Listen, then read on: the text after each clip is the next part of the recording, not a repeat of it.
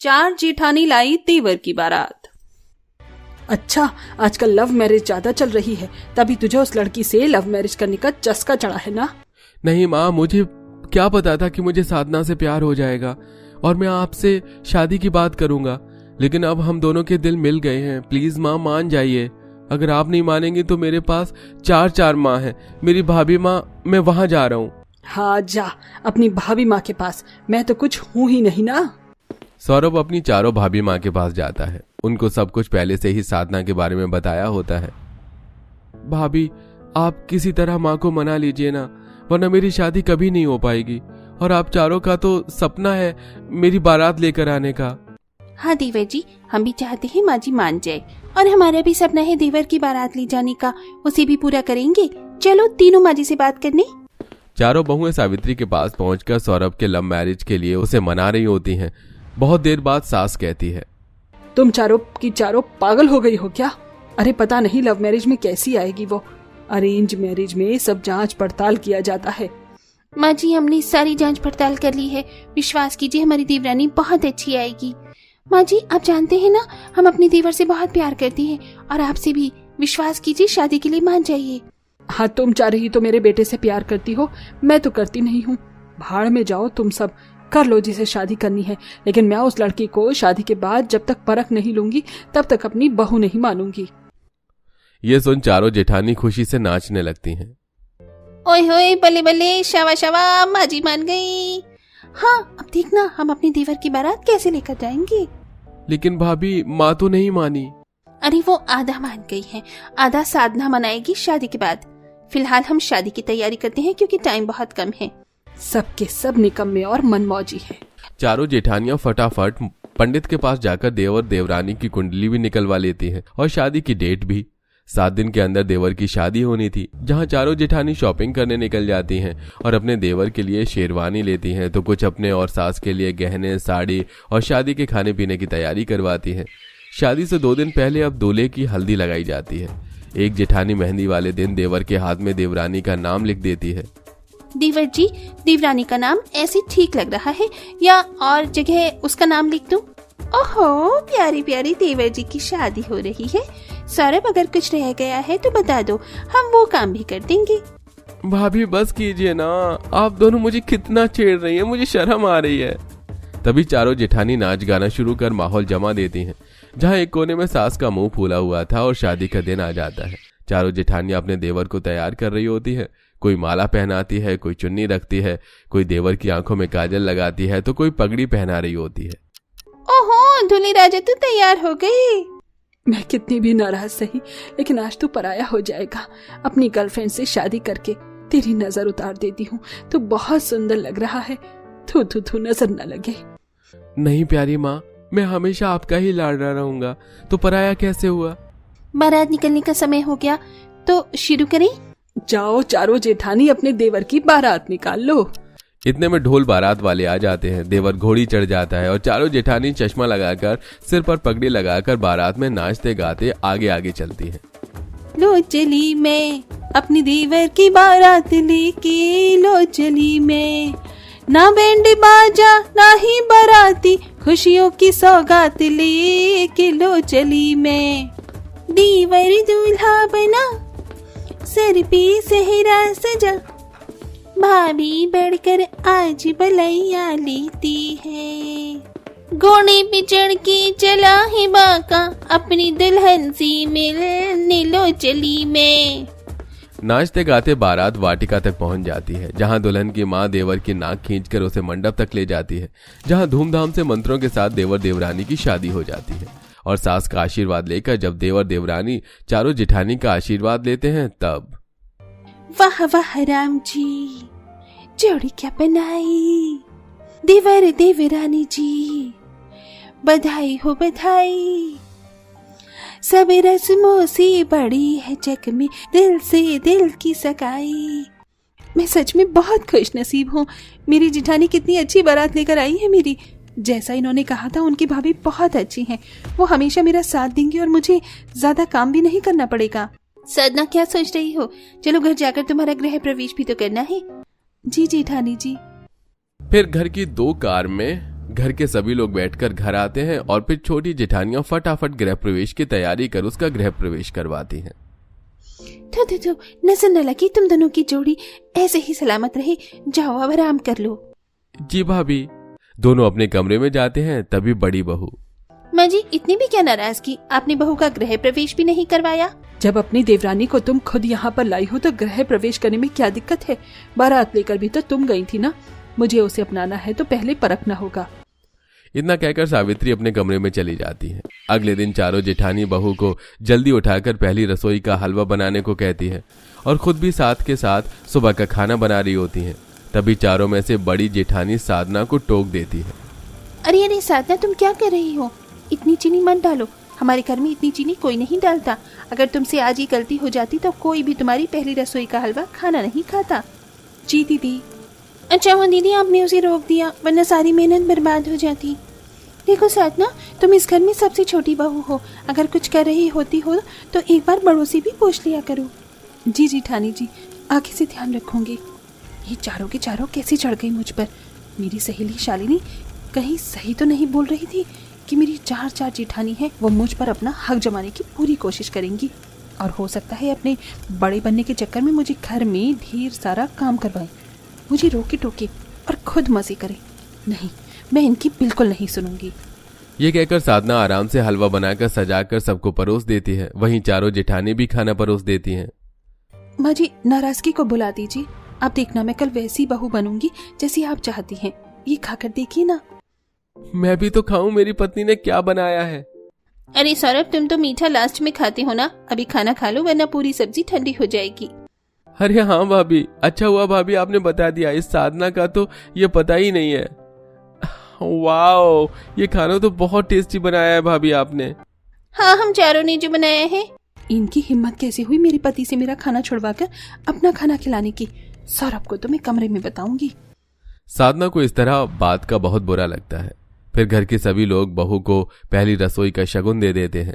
कुछ देर बाद साधना अपने पति से कहती है, यार इतनी मुश्किल से हमारी शादी हुई है, यहाँ तो हमें टाइम मिलेगा नहीं। तो चलो अब हम अपने हनीमून पर चलते हैं। और तुम जानते हो केदारनाथ घूमने का मेरा कब से मन है। ठीक है, मैं अभी टिकट बुक कराता हूँ और भाभी को भी बता देता हूँ। अरे तुम्हें हर चीज उनसे क्यों पूछनी है? तुम्हारी अपनी कोई मर्जी नहीं है क्या? जब देखो हर टाइम भाभी भाभी। I am fed up with this. ये तुम कैसी बातें कर रही हो साधना?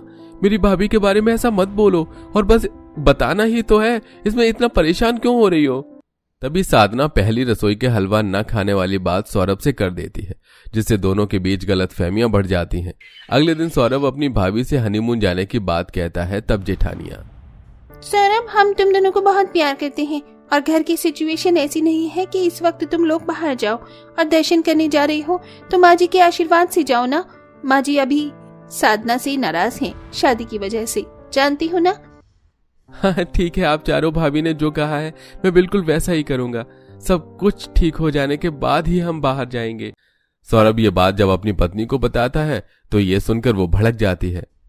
अरे क्या है, अब भगवान के दर्शन करने के लिए भी इन जेठानियों ने तो मेरी नाक में अभी से ही दम कर दिया है। शट अप साधना, जब तुम्हें कुछ पता नहीं है तो मेरी भाभीियों के बारे में ऐसे मत बोलो। जब देखो लड़ती रहती हो। हाँ तो अपनी भाभी के पास जाओ ना, वो तो तुमसे लड़ती नहीं है, लड़ती तो मैं हूँ। दोनों के बीच ऐसी गलतफहमी बढ़ जाती है, लेकिन जेठानी तो प्यार से ही देवरानी से बात करती है, लेकिन वो किसी से ढंग से बात नहीं करती। एक बार सावित्री अपनी छोटी बहू को परखने के लिए कीर्तन आयोजन का काम देती है, लेकिन साधना भड़क कर कमरे में जाकर खुद को बंद कर लेती है। मैं क्यों करूँ ये सारे काम? पूरा घर जेठानी जेठानी करता रहता है तो जेठानी ही कर लेंगी। साधना खुद को कमरे में लॉक करती है और चारों जेठानी बाहर से आती हैं। कीर्तन में पंडित जी के आने का समय हो गया था। तब सावित्री चारों से कहती है, अगर आज तुम्हारी देवरानी कीर्तन का काम नहीं कर पाई तो समझ जाना वो इस घर की बहू कभी नहीं बन सकती।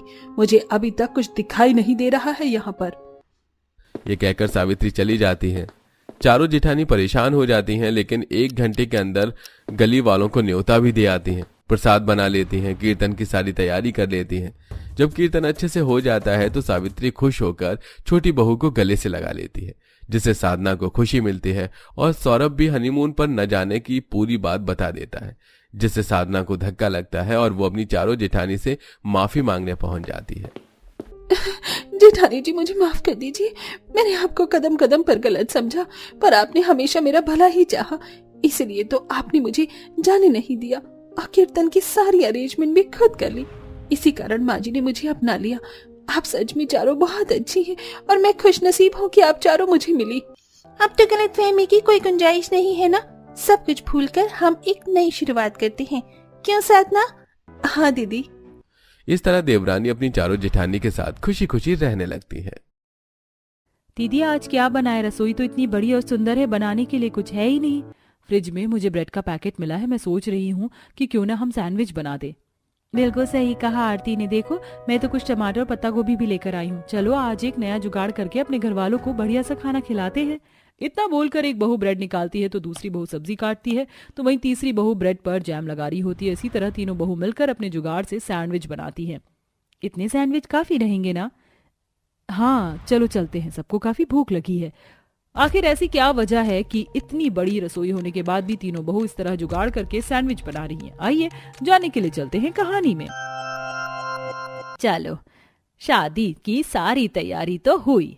माँ, शादी की सारी तैयारी तो खत्म हो गई और 2 दिन बाद मेरी तीनों भाभी भी एक साथ इस घर में आ जाएंगी, पर हमने जो कांड किया है उसका क्या? हमने नहीं बेटा, जो तूने किया है वो बोल। अब पुरानी बातों को याद करके क्या फायदा, अब गड़े मुर्दे उखाड़ने का कोई मतलब नहीं।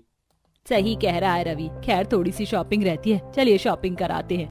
इतना बोल शांति अपने परिवार के साथ शादी की थोड़ी सी शॉपिंग करके घर आती है। देखते ही देखते 3 दिन बीत जाते हैं और एक साथ शांति की तीनों बहू शादी करके अपने ससुराल आती हैं। और अगली सुबह, आरती, काजल, क्या माँ जी या करिश्मा ने तुम्हें आकर बताया कि हम तीनों को अपनी पहली रसोई में क्या बनाना है?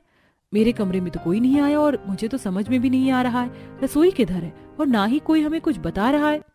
एक काम करते हैं, हम तीनों खुद ही जाकर माँ जी से पूछ लेते हैं, क्या पता वो शादी की थकान की वजह से भूल गई हो और करिश्मा भी नादान है। तीनों बहू आपस में बातें करके अब अपनी सास के कमरे में जाती हैं, जहां आराम से बैठकर शांति सेब खा रही होती है। माँ जी, आज हम तीनों की पहली रसोई है और आपने हमें बताया नहीं कि हमें अपनी पहली रसोई में क्या बनाना है और हमारी रसोई किधर है? अरे बहू, तुम तीनों क्यों परेशान होती है? हमारे यहाँ बहू के हाथों की जब तक मेहंदी नहीं छूट जाती उनकी पहली रसोई नहीं होती। तुम तीनों आराम से 10 दिन घर में बैठो। शांति की बात सुनकर तीनों बहू बड़ी हैरान होती है और अपने कमरे में चली जाती है। कुछ देर बाद विनोद पन्नी में चाय लेकर आता और पूरे परिवार को जमा करता है। ये लो, मैं सबके लिए चाय और कुछ ब्रेड लेकर आया हूँ, आज यही खाकर दिन गुजारो। पर वो क्यों पापा जी? वो इसलिए काजल, क्योंकि घर में 10 दिन खाना नहीं बनेगा। क्या 10 दिन खाना नहीं बनेगा? तो हम सब खाएंगे क्या? भाभी, घर में खाना नहीं बनेगा पर बाहर से तो खाना आ ही सकता है ना, घर में जो आए उसे ही खाकर काम चलाना होगा। ये देख तीनों बहू बड़ी परेशान होती है। अब जो भी घर में आता वो तीनों बहू अपने घर वालों की तरह उतना ही खाना खाकर अपने दिन गुजारती। देखते ही देखते 10 दिन बीत जाते हैं और एक दिन, माँ जी अब तो हमारे हाथों की मेहंदी भी छूट गई और 10 दिन से ऊपर हो गया, अब तो हमारी पहली रसोई की रस्म पूरी कीजिए। बहू, तुम तीनों को भी क्या जल्दी है? ससुराल में तो आ ही गई हो, सारी जिंदगी खाना ही बनाना होगा, कुछ दिन आराम करो। माँ जी, आखिर आप सब हमसे छुपा क्या रही हैं, हमें बताइए।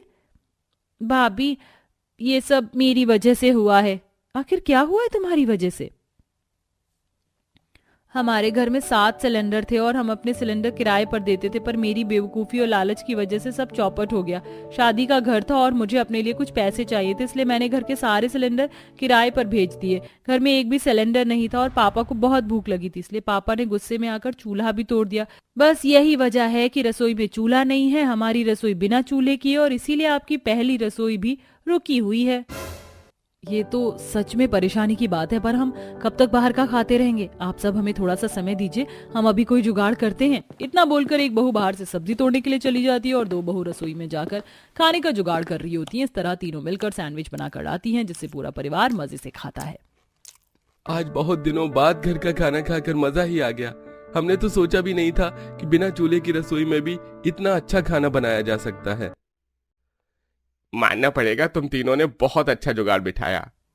हाँ बहू, मानना पड़ेगा, तुम तीनों बहुत समझदार हो। तीनों बहू के इस जुगाड़ से पूरा परिवार काफी खुश होता है। अब अगले दिन फिर से तीनों बहू बिना चूल्हे की रसोई में जाती हैं और खाने का जुगाड़ करती हैं। कल तो हमने सैंडविच बनाकर खाने का जुगाड़ कर लिया, पर हम आज क्या बनाएं? हर वक्त माँ जी फ्रूट खाकर अपना पेट भरती हैं, क्यों ना आज हम फ्रूट्स में मिल्क मेड मिलाकर कुछ नया और पौष्टिक आहार बनाएं। ये आइडिया बहुत अच्छा है। चलो मैं जल्दी से फ्रूट्स काटती हूँ और आप दोनों में से कोई एक मार्केट से मिल्कमेड मंगवा लो। इस तरह अब काजल सारे फ्रूट्स निकाल कर उनके छोटे छोटे पीस करती है, तो वहीं आरती और सिमरन मिल्कमेड लेकर आती हैं और तीनों बहू मिलकर उन फ्रूट्स में मिल्कमेड मिलाकर एक नई डिश बनाती हैं। एक बार फिर पूरा परिवार तीनों बहू का ये जुगाड़ देख काफी हैरान होता है। मेरी तीनों जुगाड़ू भाभी का जवाब नहीं। बिना चूल्हे की रसोई को भी कितने अच्छे से संभाला है मेरी तीनों बहुओं ने जुगाड़ से, और हमें अच्छा अच्छा खाने को भी मिल रहा है। पर पापा ये सिलसिला कब तक चलेगा? मैं तो भगवान से प्रार्थना कर रहा हूँ कि बिरजू जल्दी से आए, क्योंकि उसका महीना पूरा हो चुका है। वही है जिससे हम सिलेंडर ले सकते हैं, क्योंकि बाकियों को तो हमने 15 दिन पहले ही सिलेंडर दिया है, उनसे तो ले भी नहीं सकते, और चूल्हा भी नहीं है घर में। बिना चूल्हे की रसोई ज्यादा दिन तक नहीं चल पाएगी, इसलिए हम तीनों ने सोच लिया है कि हम मिट्टी का चूल्हा घर में बनाएंगी। मिट्टी के चूल्हे की बात सुनते ही शांति नाराज हो जाती है और सास तीनों बहू से कहती है, तुम तीनों कोई दूसरा जुगाड़ देखो, घर में या घर के बाहर मिट्टी का चूल्हा नहीं बनेगा। मैंने अभी अभी पेंट करवाया है पूरा घर, मैं नहीं चाहती मेरे घर की दीवारें गंदी हों। अगर ऐसी बात है माँ जी तो भी ठीक है, हम तीनों छत पर बनाएंगे मिट्टी का चूल्हा। इतना बोलकर शांति वहां से चली जाती है, जिसके बाद तीनों बहुएं छत पर थोड़ी सी मिट्टी और कुछ एक ईंट लेकर जाती हैं और एक साथ मिलकर मिट्टी का चूल्हा बनाने लगती हैं। बस थोड़ा सा काम और रहता है, उसके बाद हमारा मिट्टी का चूल्हा बनकर तैयार। सही कहा काजल तुमने, मैं जब तक छत की सफाई कर लेती हूँ पूरा छत गंदा हो गया है और मैं लकड़ियों का इंतजाम करती हूँ। इस तरह एक बार फिर तीनों बहू खाने का इंतजाम करने के लिए मिट्टी का चूल्हा बनाती हैं और अब वह कुछ सूखी लकड़ियां लेकर छत पर बैठकर खाना बना रही होती हैं। तभी वहां कुछ बंदर आ जाते हैं और जैसे ही काजल रोटियां बनाकर निकालती है, वह बंदर रोटियां लेकर चले जाते हैं। तो वहीं दूसरी ओर सिमरन ने जो सब्जी बनाई थी वो सारी सब्जी भी बंदर गिरा देते हैं। अब हम क्या करें, ये बंदर तो हमें खाना ही नहीं बनाने दे रहे हैं। एक काम करते हैं, अभी नीचे चलते, दोपहर में आकर खाना बनाएंगे। इतना बोलते ही दोनों बहुएं नीचे जाती हैं और देखती हैं कि विनोद उबले हुए चावल लेकर आया है। अरे इन उबले हुए चावल का क्या करोगी, आप सब्जी तो ले लेते। अरे भाग्यवान, सब्जी खत्म हो गई थी। कोई बात नहीं माँ जी, घर में दही रखी है, मैं चावल में दही नमक मिला देती हूँ, उसके बाद हम पेट भर के खाना खा सकते हैं।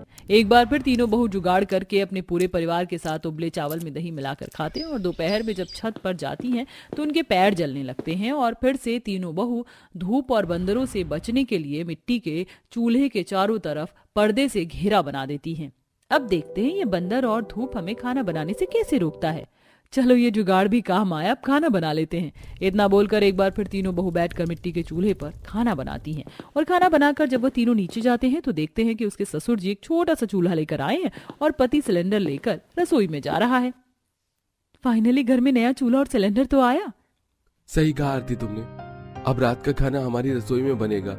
हम बस अभी रसोई में सिलेंडर और चूल्हा लगा कर आते हैं।